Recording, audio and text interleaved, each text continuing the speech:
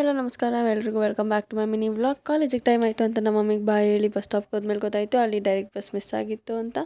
First ಆ lab ಇದ್ದರಿಂದ ಬೇಗ ಹೋಗಬೇಕಾಯಿತು, but ಎಷ್ಟೊತ್ತು ವೇಟ್ ಮಾಡಿದ್ರು ಬಸ್ ಬಂದಿಲ್ಲ. ಬಟ್ ನನ್ನ ಫ್ರೆಂಡ್ ತುಂಬ ಬೇಗ ಬಂದ.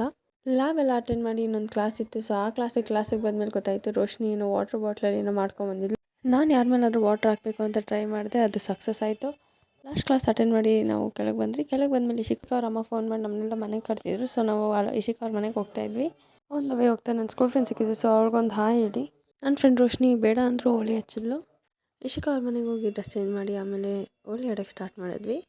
ನಾವು ಇಶಿಕಾ ಅವ್ರ ಮನೆಗೆ ಆನ್ ದ ವೇ ಹೋಗ್ತಾ ಏನಾಯಿತು ನೋಡಿ. ನಾವೆಲ್ಲರೂ ಫ್ರೆಶ್ ಅಪ್ ಎಲ್ಲ ಆದಮೇಲೆ ಇಶಿಕಾ ಅವ್ರ ಅಮ್ಮ ನಮಗೆ ಊಟ ತಂದುಕೊಟ್ರು. ನಾವೆಲ್ಲರೂ ಊಟ ಮಾಡ್ತಾ ಟೈಮ್ ಹೋಗಿದ್ದೆ ಗೊತ್ತಾಗ್ದಿರ ಅಷ್ಟು ಲೇಟಾಗಿ ಊಟ ಮಾಡಿದ್ವಿ. ಅವ್ರ ತಮ್ಮ ನಮ್ಮ ಜೊತೆಯಲ್ಲಿ ಎಷ್ಟು ಕ್ಯೂಟಾಗಿ ಮಿಂಗಲ್ ಆಗಿದ್ದ. ಎಲ್ರಿಗೂ ಬಾಯ್ ಹೇಳಿ ನಾನು ಮನೆಗೆ ಬರೋಷ್ಟೊತ್ತಿಗೆ ತುಂಬ ಲೇಟ್ ಆಗಿತ್ತು, ಯಾಕಂದರೆ ತುಂಬ ಟ್ರಾಫಿಕ್ ಇತ್ತು. ನಾನು ಮನೆಗೆ ಬರೋಷ್ಟೆಲ್ಲ ಮಮ್ಮಿ ಬಿರಿಯಾನಿ ಮಾಡಿದ್ರು. ಬಿರಿಯಾನಿ ತಿಂದಾದ್ಮೇಲೆ ಸ್ವಲ್ಪ ಎಡಿಟಿಂಗ್ ಇತ್ತು. ಮತ್ತು ನಾಳೆ ವ್ಲಾಗಲ್ಲಿ ಸಿಗ್ತೀನಿ. Good night, take care, bye guys.